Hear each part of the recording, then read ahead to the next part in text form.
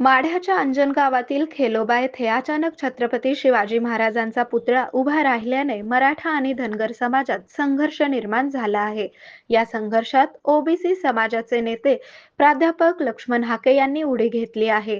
त्यांनी पत्रकार परिषद घेत धनगर समाजाच्या पालखी मार्गाचा हा रस्ता असून छत्रपती शिवाजी महाराजांचा पुतळा शासनाने सन्मानाने योग्य ठिकाणी बसवावा, पण हा मार्ग पालखीचा असून धनगर समाजावर अन्याय होत आहे, त्यावर शासनाने मार्ग काढावा अशी मागणी त्यांनी केली आहे.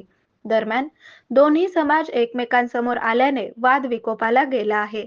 शुक्रवारी सकाळी बॅरिगेटिंग तोडत हाके आक्रमक झाल्याचे पाहायला मिळाले. मात्र या घटनेने माढ्याच्या अंजन गावात चांगलेच रान पेटले आहे.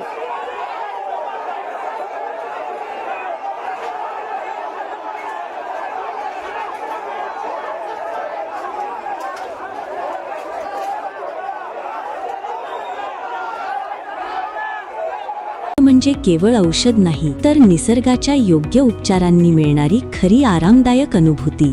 सोलापूरमध्ये निसर्गोपचाराचं विश्वासाचं नाव लिमये निसर्गोपचार केंद्र.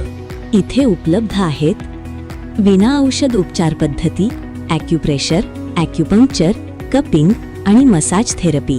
सर्व प्रकारच्या आजारांवर निसर्गाच्या माध्यमातून